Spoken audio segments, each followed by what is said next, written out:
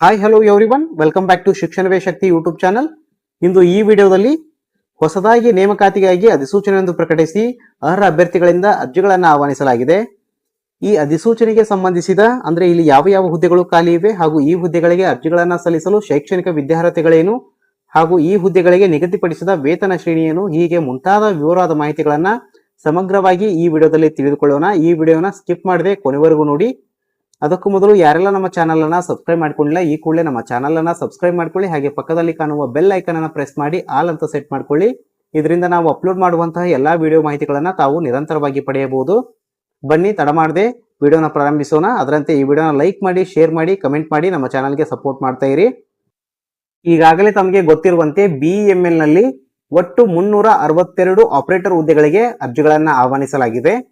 ಈ ಹುದ್ದೆಗಳಿಗೆ ಸಂಬಂಧಿಸಿದಂತೆ ಮಹತ್ವದ ದಿನಾಂಕಗಳು ಹೀಗಿವೆ. ಅರ್ಜಿ ಸಲ್ಲಿಸಲು ಆರಂಭ ದಿನಾಂಕ 20/6/2026, ಅರ್ಜಿ ಸಲ್ಲಿಸಲು ಕೊನೆಯ ದಿನಾಂಕ 10/7/2026. ಈ ನಿಗದಿತ ದಿನಾಂಕದೊಳಗಾಗಿ ಆಸಕ್ತ ಅರ್ಹ ಅಭ್ಯರ್ಥಿಗಳು ಈ ಹುದ್ದೆಗಳಿಗೆ ಅರ್ಜಿಗಳನ್ನು ಸಲ್ಲಿಸಬಹುದು. ಇಲ್ಲಿ ಅರ್ಜಿ ಸಲ್ಲಿಸುವ ವಿಧಾನ ಹೀಗಿದೆ.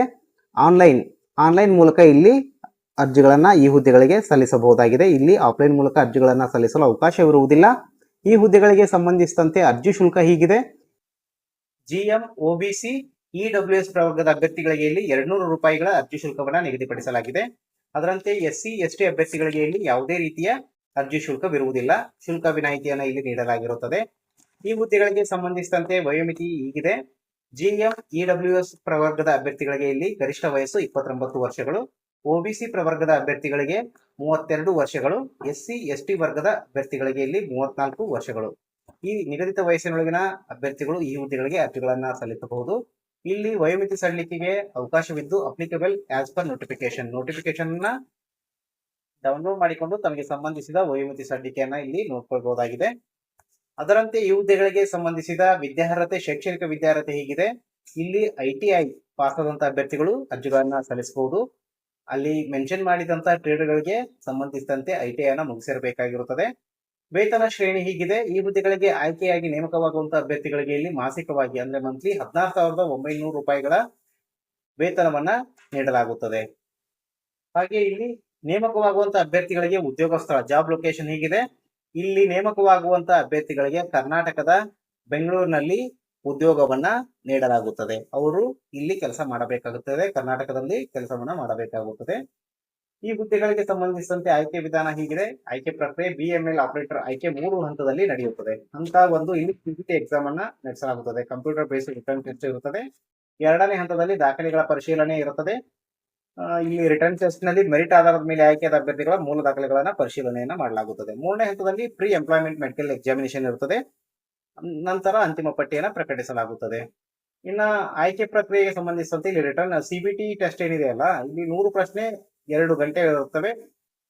ಪಾರ್ಟ್ 1 ಜನರಲ್ ಅವೇರ್ನೆಸ್ ಈ ವಿಷಯಕ್ಕೆ ಸಂಬಂಧಿಸಿದಂತೆ 20 ಪ್ರಶ್ನೆಗಳಿರುತ್ತವೆ. ಪಾರ್ಟ್ 2 ಇಂಗ್ಲಿಷ್ ಅಂಡ್ ರೀಸನಿಂಗ್ ಈ ವಿಷಯಕ್ಕೆ ಸಂಬಂಧಿಸಿದಂತೆ 20 ಪ್ರಶ್ನೆಗಳಿರುತ್ತವೆ. ಪಾರ್ಟ್ 3 ಕನ್ಸಂಟ್ರೇಟ್ ಗೆ ಸಂಬಂಧಿಸಿದಂತೆ 60 ಪ್ರಶ್ನೆಗಳಿರುತ್ತವೆ. ಹೀಗೆ ಒಟ್ಟು 100 ಪ್ರಶ್ನೆಗಳು 2 ಗಂಟೆಯ ಸಮಯಾವಧಿ ಇರುತ್ತದೆ. ಇಲ್ಲಿ ನೆಗೆಟಿವ್ ಮಾರ್ಕಿಂಗ್ ಇರುವುದಿಲ್ಲ. ಉತ್ತೀರ್ಣರಾಗಲು ಕನಿಷ್ಠ 45% ಅಂಕಗಳನ್ನ ಇಲ್ಲಿ ಗಳಿಸಬೇಕಾಗುತ್ತದೆ.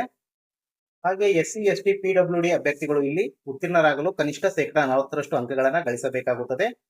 ಈ ಹುದ್ದೆಗಳಿಗೆ ಸಂಬಂಧಿಸಿದ ನೋಟಿಫಿಕೇಶನ್ ಅನ್ನ ಡೌನ್ಲೋಡ್ ಮಾಡಿಕೊಳ್ಳಲು ಹಾಗೂ ಅರ್ಜಿಗಳನ್ನ ಸಲ್ಲಿಸಲು ಅಧಿಕೃತ ವೆಬ್ಸೈಟ್ ಅಡ್ರೆಸ್ ಹೀಗಿದೆ. www.bemellindia.in ಈ ವೆಬ್ಸೈಟ್ಗೆ ಭೇಟಿ ನೀಡಿ ಅಲ್ಲಿ ನೋಟಿಫಿಕೇಶನ್ ಅನ್ನ ಡೌನ್ಲೋಡ್ ಮಾಡಿಕೊಂಡು ಅದನ್ನ ಸಂಪೂರ್ಣವಾಗಿ ಎಚ್ಚರಿಕೆಯಿಂದ ಓದಿ ಅರ್ಥೈಸಿಕೊಂಡು ತಮ್ಮ ಶೈಕ್ಷಣಿಕ ಅರ್ಹತೆ ಹಾಗೂ ಇತರೆ ಮೀಸಲಾತಿ ಅರ್ಹತೆಗಳನ್ನ ಪರಿಶೀಲಿಸಿಕೊಂಡು ನಿಗದಿತ ದಿನಾಂಕದೊಳಗಾಗಿ ಆಸಕ್ತ ಅರ್ಹ ಅಭ್ಯರ್ಥಿಗಳು ಈ ಹುದ್ದೆಗಳಿಗೆ ಅರ್ಜಿಗಳನ್ನ ಸಲ್ಲಿಸಿ. ಕೊನೆಗೊಂದು ಹಿತ ನುಡಿ.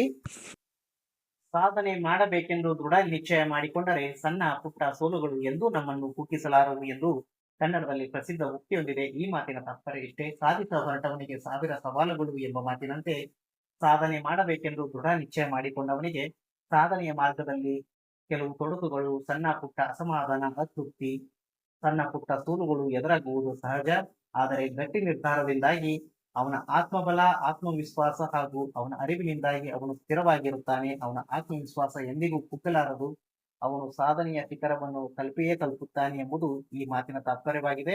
ಎಲ್ಲರಿಗೂ ಧನ್ಯವಾದಗಳು. ಮತ್ತೊಮ್ಮೆ ವೀಕ್ಷಕರಲ್ಲಿ ವಿನಂತಿ, ಯಾರೆಲ್ಲ ನಮ್ಮ ಚಾನಲ್ ಅನ್ನ ಸಬ್ಸ್ಕ್ರೈಬ್ ಮಾಡ್ಕೊಂಡಿಲ್ಲ ಈ ಕೂಡಲೇ ನಮ್ಮ ಚಾನಲ್ ಅನ್ನ ಸಬ್ಸ್ಕ್ರೈಬ್ ಮಾಡ್ಕೊಳ್ಳಿ. ಹಾಗೆ ಪಕ್ಕದಲ್ಲಿ ಕಾಣುವ ಬೆಲ್ ಐಕಾನ್ ಅನ್ನ ಪ್ರೆಸ್ ಮಾಡಿ ಆಲ್ ಅಂತ ಸೆಟ್ ಮಾಡ್ಕೊಳ್ಳಿ.